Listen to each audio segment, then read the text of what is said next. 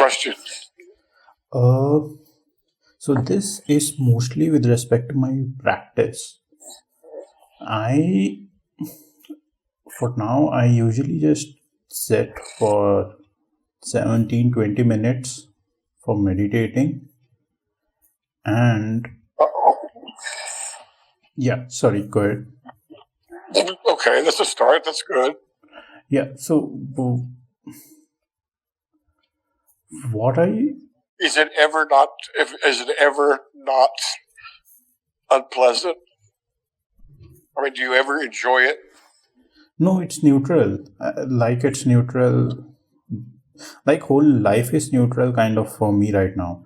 That doesn't mean that I Okay, don't. all right, good. Keep going. Yeah, that doesn't mean that I don't feel fear and all.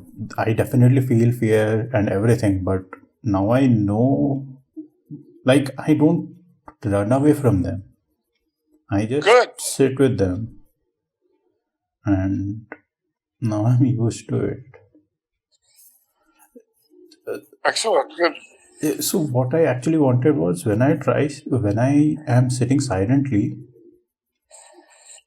yet I see forms in my vision. Like I usually meditate with my eyes open, and I don't give attention or try my best to not give attention to objects, but yet I keep discriminating objects in my vision.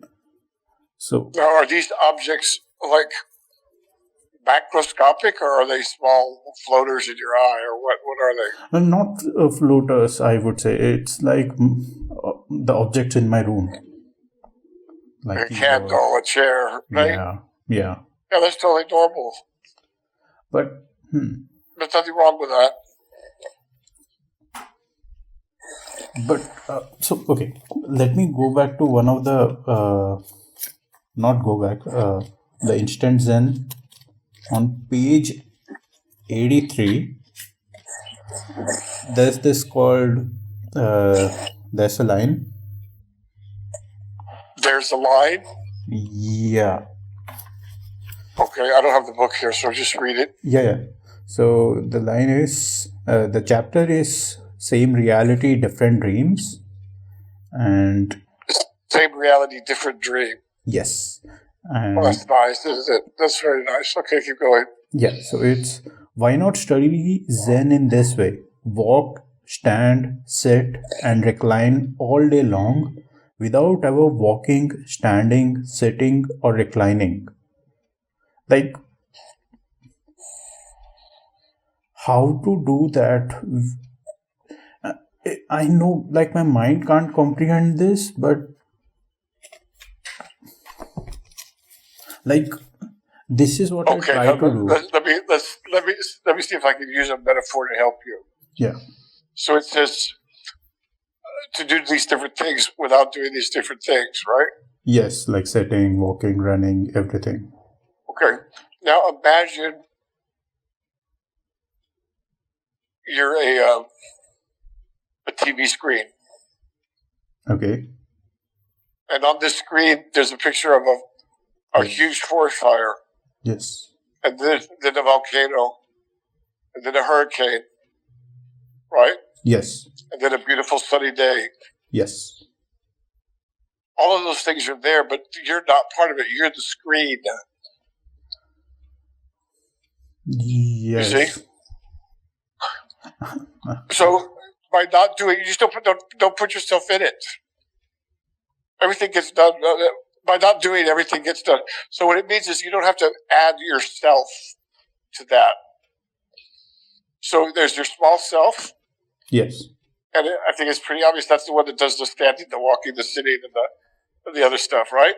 Yes. The small egoic self that's attached to your body. Okay. But the real self is attached to the body only to the sense that it's connected to your sensory apparatus for now. Yeah, so the one experiencing everything. I was going to add that it is also the one experiencing the small self, or the one who is talking about walking, sitting, and everything. All right. I It's more than that, but for now, we're just one step at a time. Okay. No, so this is what happens. Like, there is another quote I have, not quote, or essentially, whenever I try looking outside and inside, like inside or outside me, so I definitely know there's nothing inside me as such, but everything is outside me. Okay. Yet, You can also say, everything is inside you too, couldn't you? how? Nothing is inside me as such. In a sense, Okay. All right. Good. So you've made a separation between you and what's outside. yes, yes. Okay. And what's outside is of a certain dimensionality. Not necessarily dimensionality, I guess. It's really, Well, it doesn't go further than you can see, or further than the stars that are seen by Hubble. It doesn't go further than that, does it? it so it depends. No, it doesn't go further than that. Like, it's even closer than that. Like, anyone who is looking for stars through Hubble telescope, like, they are experiencing that star in their vision, not as an object, just as a visual thing, or from the sensors. It's Okay. like so what I wanted to say is, I get all this. But wait a minute. Let's really take a. Well, see, the thing is, from here we can go. We can move you into non-duality, right? Yeah. We can move you into the observer is the observed. Yeah. We can move you into relativity, Einstein. Yeah. Or we could move you into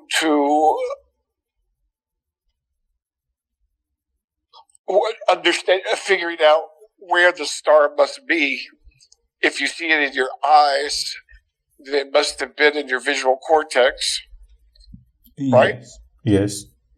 A photon hits your retina, travels down the optic nerve, Yeah. goes to the visual cortex, and we'll stop there, although it goes a little bit further. Yeah. But the thing is, everything behind your retina is as black as night can be. There's no light there. Yeah. Yeah. So how could you see the star inside your skull? How could you see a star inside your skull? I would say the one that's seeing is the primary. Like, that wasn't the question. Mm-hmm. The question is, how can you see a star inside your skull? I just can't see. I can just. I'm just aware of it. I can't reason that out. It's just. I am there. Well, but there's a problem in your logic, right? Let's use a candle flame. Okay. You're in a dark room, or you're in a bright room, and there's a candle flame. Yeah. And you say you meditate with your eyes open. Yes. Where is the candle flame really? In my vision. Correct, but where in your vision? A bit to the left. No, it's your retina, optic nerve, occipital cortex, visual cortex. Oh. I'm talking about the brain now. Okay, yeah, that makes sense. Yes, like, that's the one that discriminates or categorizes things. Yeah, splits things. Yeah, it certainly starts to do that, right? Yes. I mean, it's automatic, discriminating an edge from a corner. Yes. From and things like that. Those are automatic processing that occurs in the visual cortex. Yeah. Right? Yes. But the problem is there's no light there. What do you mean by there's no light there? Well, okay. The image of the candle with its light, its flame, Yeah. is transmitted through the retina and the optic nerve, right? If we cut Yes. your optic nerve, there's no light. There's no candle. Yes. And there is something at the end of the optic So your nerve. brain has to reconstruct Yes. using just, college or grad student level of neurobiology. Yeah. Your brain has to reconstruct Yes. the candle and the flame. It's like a simulation. The brain has to create a simulation. Yeah. Yeah. Essentially, yeah. It creates objects by like splitting up the whole vision field by edges and everything. It may not mean that these objects Okay, so exist. then where is the candle? Where's the candlelight? Like it's in my brain. Okay, but your brain it's in a completely enclosed black skull with liquid in it and brain tissue, completely silent and completely dark. Yes. So where did the light come from? Through eyes, which is connected to brain. So it's not completely dark as such, I would say. Brain is. No, it's completely dark. I promise you. I've done neurosurgery. It's a bone skull wrapped in skin. Yeah. And something called the meninges. It's completely black in there. Yeah. It's. Okay, so you need to think about that, contemplate that. And then we have the other issue, which Donald Hoffman, though he has, I think, has the best, metaphor for, which is that what we're seeing cannot be the thing itself. Yeah. It can only be a representation. And so what we see and what a rabbit sees and what a dog sees are three different things. Yeah, that makes sense because they have. But they're all, but in reality, they are three different things. In reality, it's just one thing. What is it?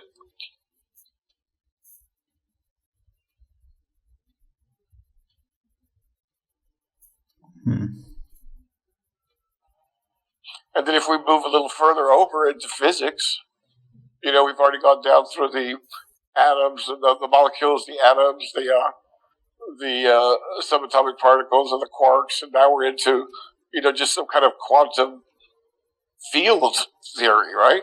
Yeah. When there's no thing there. It just appears to be there to some observers. It appears. Okay, so there's a lot of different ways to by using logic to say that we construct the world with our brains and our minds. Yes. Yeah, But how can I see their true nature in that? Well, first of all, you exhaust the other possibilities as you go, by process of elimination.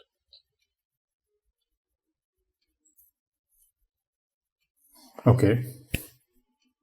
And by thinking about it, you begin to contemplate the fact that there is nothing individual that exists in this cosmos. Everything is made up of relationships of other things to other things. That's the problem where I face. So everything is because you want to separate everything out. Yeah, that's the thing. That's what I meant when I sit and to meditate. I keep separating things, and like you said, this separation happens that my mind in the visual cortex keeps making. I can't override that easily, or I don't know. Can I? No, you can't override that. Krishnamurti, Well, who's giving you trouble? Is it Krishnamurti, or did somebody say you're not supposed to see objects? No. And it's not about not seeing objects. It's more about separating things out. Like not seeing everything as a whole. Maybe that itself. Okay, I'm but saying. you okay. So let's see.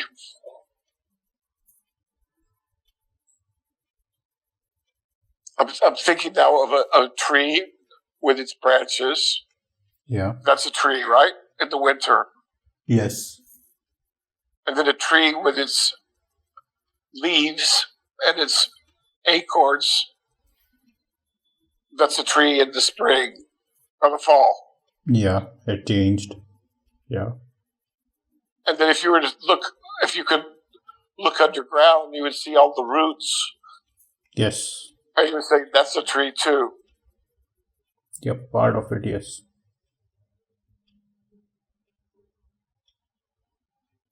And so, and if we chopped it up, you'd say that wood's from a tree. So those are just labels, right? Those are just labels. Yeah, those are just labels, and like it moves from one form to another, like my own body or like any living being that eventually dies and comes back to earth. So it's like, it's like the clay that small children play with. They construct some objects and then like crumple them up and then do something else with it, like keep changing forms. Yeah, good. Or like the Tibetan Buddhists with their big mandalas. Yeah. Just remove it and Spend 3 days making a mandala out of sand and then they destroy it. yeah. Okay, can you think of anything in the universe that's not destroyed? Things can only be destroyed if I separate Right, them. exactly. No, okay, all right, fine. The distinction I want to make is that your foundational substrate was never born, right? It was just, I don't know, seeded into you. Somebody was saying something today that they're talking about the gift of consciousness. These are biologists. They're just talking about all of a sudden, the gift of life, basically, that we have this setup, and then there's something happens and it becomes alive. And we can say the same thing for consciousness. So I have weird things about that. Like, it's like there's no way I cannot be without consciousness. Like, I cannot think of a scenario being aware of all this without consciousness at all. Like suppose I were to Right, so that's the answer to the question. What is it in the universe that is not destroyed? everything's destroyed and everything's created, one form or No. Okay. Sorry, I didn't get you. I said no, that's not true. So what is not destroyed? Oh, Okay, your face before you were born, your the kingdom of heaven is how Jesus would put it. Buddha consciousness is what the Buddhists would say. Allah, I suppose, is what the Muslims would say, something like that. The foundational substrate that creates everything. It creates the universe. The one who is right now aware of or experiencing whatever we are discussing right now. More than that. Every discussion, every sensation, every emotion, and every thought that exists is all part of this one matrix of mind, right? Yes. Capital M mind.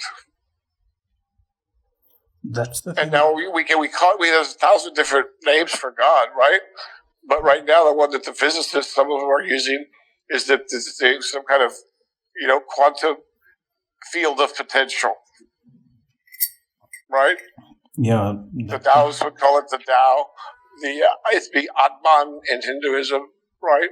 Yes. It'd be God the Father in Christianity.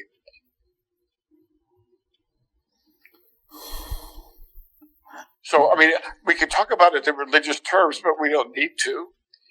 But God was not created nor destroyed. He's the primary cause without a cause himself, or itself, or herself, or whatever. Do you see what I'm saying? Yes. That's the religious terms, right? Yeah, But you can also observe directly, if you're lucky, and you've prepared yourself for it. You can. So the words are so hard. When you wake up, you realize that separateness is the illusion. That your thoughts are as real as the birds. That and what's meant by home, and where you come from, where you're going, and that in fact you were never born and you're not going to die.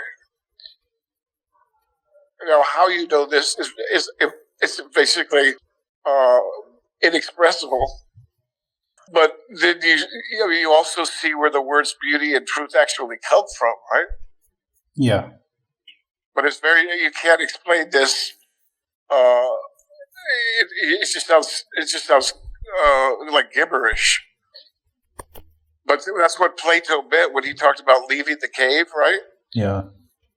You know about Plato's cave, right? Yeah. Allegory of cave. Yes. It's like it's like you've never seen the world before, and you're seeing it for the first time.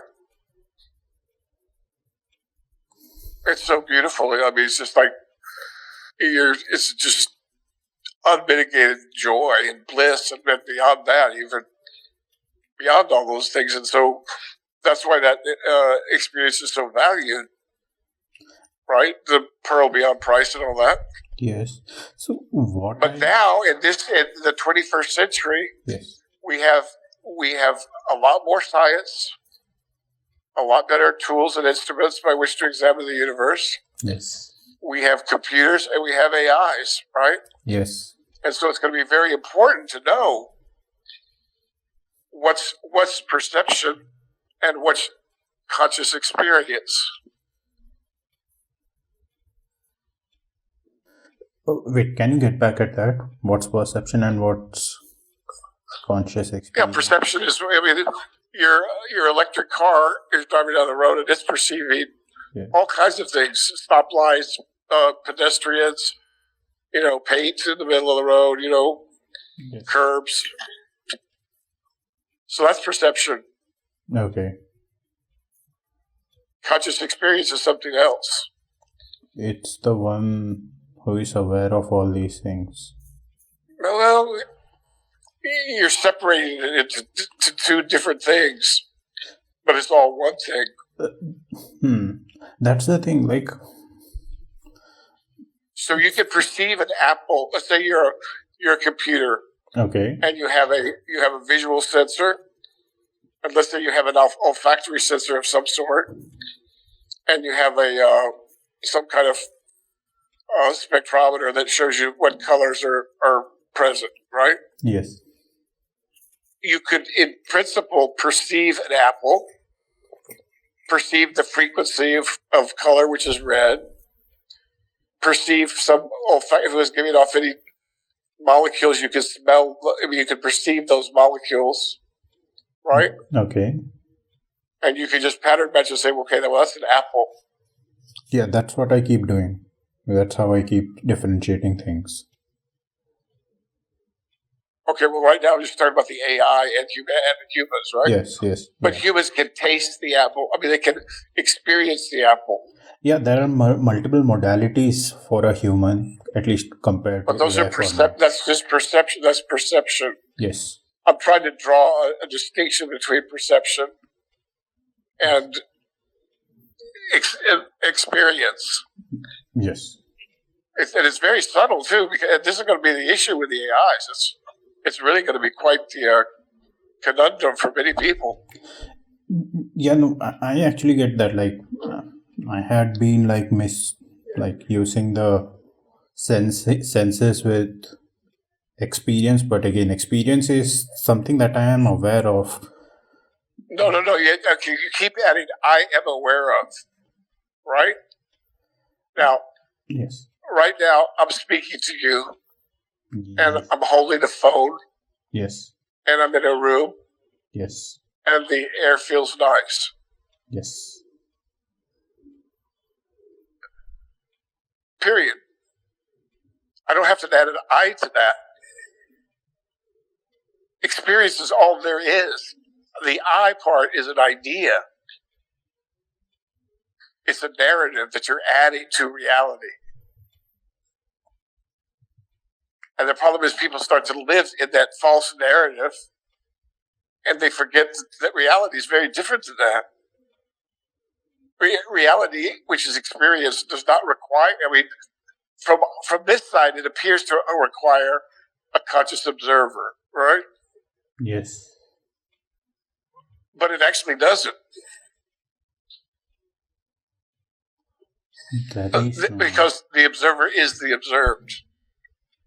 What else could it be? It's like, so this takes a while to grok, right? It's not easy, but you can get it just by contemplating these things enough. Okay. There is no I. It's just. Well, no. That's not what it's there. If in that case, you could say there is only I. Okay. Okay. So are you a monist? Do you believe? How many substances do you think make up this universe and reality? Are you a monist, or are you some kind of physical reductionist? I'm more of a Buddhist. What do you think? You're more of a what? More of a Buddhist, where I experience 6 different senses, or not senses, I would say, like visual, sound, touch, and all the 5 modalities plus the thought. But more than that, not just that. And okay, so now I want you to just go to your browser and type in the Heart Sutra. Yeah.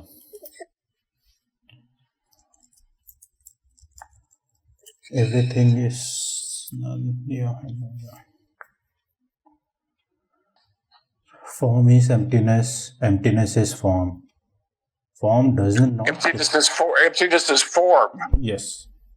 Form is emptiness. That's really critical. Okay, that's the non-duality. But keep going. Form does not differ from emptiness. Emptiness does not differ from form. Okay, good. They're equivalent. Next slide. I think that was it. What about the part about no mouth, no tongue, no nose, no touch, no... let me just ask. The famous part where they negate, because you said you were Buddhist, so I thought, okay, well, and you're still talking about an observer and objects that are observed, right? And in the Heart Sutra, there's a very pithy, description of how that just doesn't hold when you get into the higher levels of understanding, right? Yeah. Yeah, actually, it is this. Therefore, Pardon me? Yeah, so let me just repeat the Heart Sutra again. Okay. It says, therefore, in emptiness there is no form, no feeling, no cognition, no formation, no consciousness, no eyes, no ears, no nose, no tongue, no body, no mind, no color, no sound, no smell, no taste, no touch, no object of mind, no realm of eyes, until no realm of mind consciousness. No. Yeah, that's pretty hardcore, huh? Yeah. So it'll take a while before you can, understand exactly all of that bit, what all that means. But you can start to see that form and emptiness are equivalent. We call it a form, right? When let's see, I was actually going to use a tree or a table. When a flat surface of wood has four, things sticking out of the bottom, and it's standing in a certain way on a floor, we say there's a table. Yes. But that table is that's something that we add to 5 pieces of wood. Yeah, that can. And the wood itself is made up of, sunlight and dirt and water and sugars and things like that, right? And we can keep going. Yeah, we can always, in fact, we can always replace one of the leg with some steel one. Would you call that? Okay, right. And so it is empty of inherent existence. Yes. It's like this, you told me about the ship of Theseus? Yeah, ship of Theseus. Theseus, all right? So you mentioned that some time ago. So imagine it's it's the 40th year. Yes. So the question is, where is the ship Theseus? Where is it?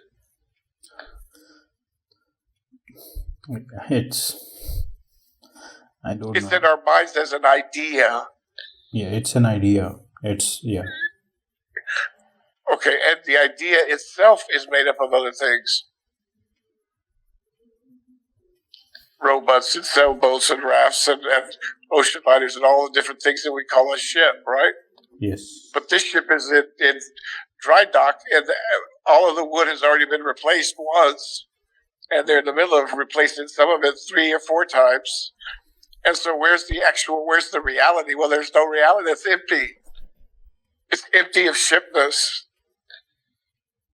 And so are we, as we are coming together of biological structures in a temporary form that is going to, and then the form is going to let go and dissolve. It's like a cloud forming in the sky. Yes. And then disappears. It forms and then it goes, and then it just vanishes, right? Yeah, or I think Rupert Spira would say, like a whirlpool in a river. It forms and then... Start again. What did he say? Like Rupert Spira talks about whirlpools in a river. Oh yeah. But you got to be real careful with that, because what he's doing there is he's trying to make it easy for people to understand. Yeah. By drawing an analogy. But I think if you listen carefully, he calls it an analogy. Yeah. And it's just a way for people to it's too much for the human mind to grok all at once. Right? Yeah. And I mean, he charges for his seminars or whatever, and people fly out from a long way off, and he's got to give them something, right? Yeah. So he gives them that model, but that's clearly just a metaphor. Yeah. All these are metaphors. I don't. Kind of, yeah. I don't know if emptiness is a metaphor. What do you mean by that? Emptiness is it's a pointer, not a metaphor here, I guess. It's a what? It's a pointer. Yeah, okay. All right, good. All words are. It's a signifier. Right. Okay, so I don't know. Okay, it signifies both form and emptiness. It signifies both. It has to. It's like if you signify the head of a coin, there has to be another side to that coin. Yes. All right. Okay, so now we're moving up and down the scale of complexity. I mean, that's one way of putting it, right? It's actually simplification, but it's hard for the human brain to wrap itself around the truth. Yeah, it needs to use language to talk about it. But Well, yeah, when we're adults, but when you were an infant, right? if I were an You infant, didn't differentiate your mother from yourself. yeah, yeah, that's yes. So that's something we learned how to do, but we can also unlearn it, and we better. I think we should, because we're going to die and go back where we came from anyway, and it's better to be prepared, right? Yeah. And when I say where we come from, it sounds wrong, because it is wrong. There's no where to it, right? Yeah, it simply is, but yeah, I see your Okay, point. good. All right, so let's just summarize this section with: you don't have to add "I am aware of." Just drop all that out. Okay. And then the room looks different. The room is different. And it's much more pleasant without you there.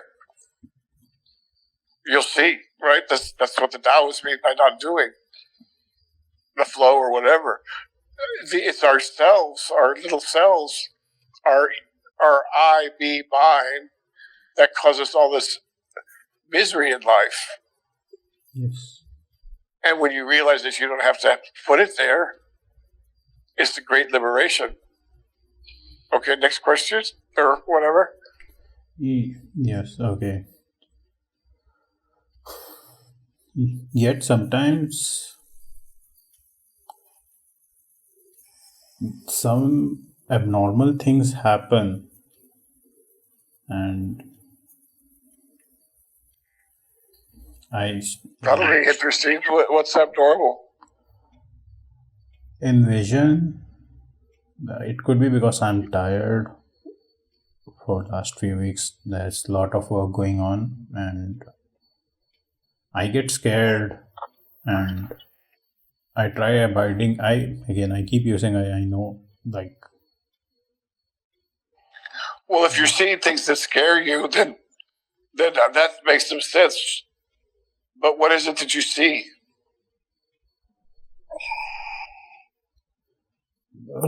Slight aberrations, I guess. Earlier I was scared because of seeing floaters in my vision, but then I saw it's normal. Then other times, I don't know. Yeah, how should I say? Or maybe I'm doing it again.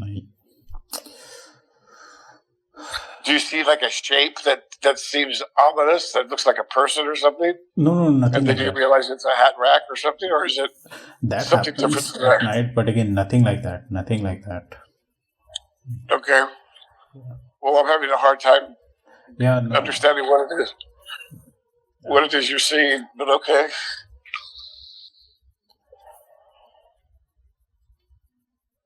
Okay. No worries. Yeah, it's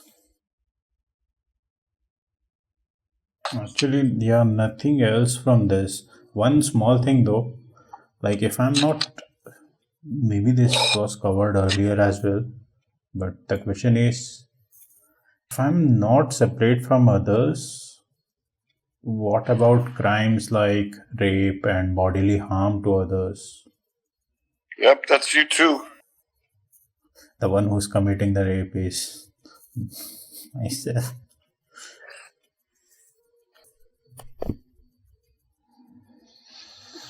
I just don't know. And the wars and the pillaging and the destruction and that's what we primates do, right? Yes. We fight with each other in this form. And it's fine by my consciousness, not my. I keep saying that.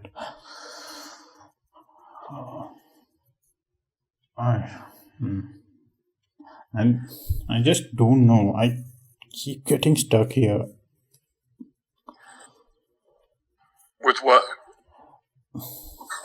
Like I can't see who I was before my parents were conceived. Yet, Actually, you can, but you don't want to admit it because it'd be overwhelming. That's part of it. but So why? your mind has created a veil. So, is the word energetics of awakening make sense here? Like there is certain The energy. energetics of awakening. Yes. I don't know. I mean, some people wake up when they're really depressed. Some people wake up when they're really scared. But even Some people wake up when the master hits them with a shoe. yeah, I don't see that. Are there energetics there? There's energetics in everything, I suppose. But what's your question? my question is, I kind of understand them theoretically, but I still can't see who I am. Yet I'm looking through it. Again, I keep adding I can't not add I when I talk to you or anyone. You could not what? I cannot not add I. Like I keep saying like I every time. Well, this is where the mind training of the sutra, the Avatamsaka Sutra, comes in. This is where seriously contemplating science, right? Yes. Whether it's physics or biology or whatever it is, not electronics, that's different. But get down and really try and understand once and for all, what is life? What is consciousness? And then use your scientific mind rigorously, the way Einstein did, and then come to your conclusion, because your conclusion will be based on your own reasoning, right? Yeah. But then the other way is also to study the Zen koans, and this has to be something that you need to answer for yourself. Yeah. This is not a hobby. This is a life. Yeah. It's the best life. Because if you don't know who you are, what do you know? Everything's on a Completely arbitrary. yeah. The fundamental won't be strong, and I'll just keep making assumptions. So then, when you sincerely ask for understanding, and you're willing to do the work, it takes a while, right? This is not a weekend seminar. Yeah, no, not weekend. Yeah, that's definitely not. And it'll come, but you just have to keep at it. And the thing is, insight comes at the weirdest times. Yeah. It really is. It's really quite extraordinary. It has nothing to do with your mind in the sense that you're going to set it all up and then light it, and let it watch it go off. That's not how it works. Yes. And then you have to take seriously whether you think this universe is made up of more than one substance or not. Do you have an opinion?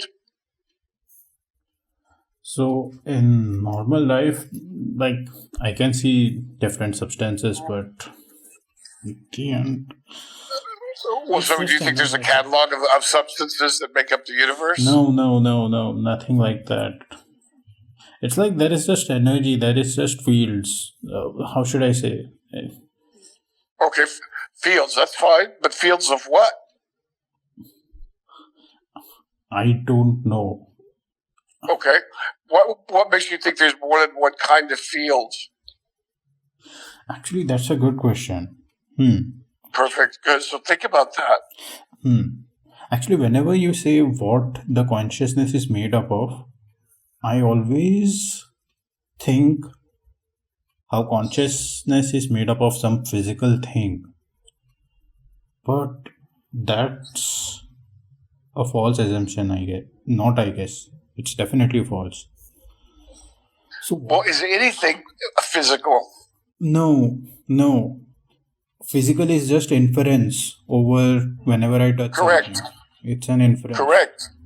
Okay, so as you contemplate these things yourself, then you will come to understand them to where you know them from your own work, right? That's the only way you can do this. All of this work has to be done in the first person subjective. Yeah, that's what I'm doing. But I still don't get what you mean by what my consciousness is made of. Like, there is nothing physical. But I, Well, wait a minute. I asked you what the universe was made of. And I asked you whether there was more than one substance, let's call it, right, in the universe. So I believe there is more than one, in the sense that I can see things and at the same time I can hear things. There is a separation of hearing and seeing, right? So isn't there two separate things here? Is it? But these are two different modalities. Like, how can you say? That's true, but look, okay, but let's say I want to, okay, so there's so many different ways we can go from here. Yes, you can definitely say that there's an ear consciousness, there's an eye consciousness, there's a temperature consciousness. You can separate these out if you want. But I can demonstrate to you that with just an electric current, I can reproduce all those, regardless of whether it's hearing, seeing, tasting, or touching, right? Because they're all converted into electrical signals. It's like we are doing in the nerves. Pardon me? Like we are doing right now. Right. So yes, they appear separate and distinct, but are they really separate and distinct?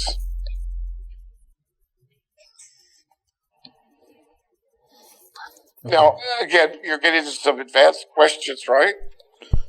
Yeah. But when you see, remember, when you're still holding on to form as without understanding the emptiness part. All right, let's take an ear with a nerve from the ear, right? Okay. Yeah. And we're going to just take it out of the body and lay it on the table. Okay. Is there consciousness there? Yes. And I can still hear, unless that's so. No. It's the nerve and the ear have been taken out, right? Yeah. And they're lying on a table. Yeah, consciousness is still there. Yeah, it is there. For how long? For at least as long as I am alive. No. Yeah, okay. First of all, we're not doing this to you. We're doing this to somebody else. Okay. And we've disconnected the nerve, the arteries, and the ear from this person, and we put it on a table. Oh, from other, you cannot say. I cannot say what is happening to them, because I cannot experience their world through others' first person view. So I'm not asking you to experience. I'm asking you do you imagine that they're alive if they've been on the table for an hour with no blood supply? Okay. This is dead tissue. Yes. It's not alive. Yeah. No. Yeah, that's dead. Yes. Now, in the human being, though, there's still ear consciousness, I suppose, right? Yeah. At least I can separate. We could hook it up. Hook up the auditory cortex to something else. And actually, we can revisit all of this stuff, because now we know that we can, if we take the nerves, say from the eyes, and move them to the auditory cortex, to some small extent, the auditory cortex can see hear, or hear see. And if we take the ear nerves and put them in the visual cortex, then the visual cortex would start hearing, seeing. Oh, I have heard of people who can smell colors, Yeah, it's called synesthesia. synesthesia. Yeah. All right, so that's just a neurobiological approach, right? So there's so many different ways. All of them lead to the same understanding, but the thing is you have to go in depth in your contemplation of them. You don't have to know the axon potentials or the membrane potentials or the gated ions and all this other stuff. You don't need to know that. You just need to think about it. Got it. At the level of, say, you're a computation guy, so at the level of code, mouse, keyboard, screen, and memory. Got You it. don't have to go into more detail than that. Do you see what I'm saying? Yeah. And so that's why everyone says that it's sincerity.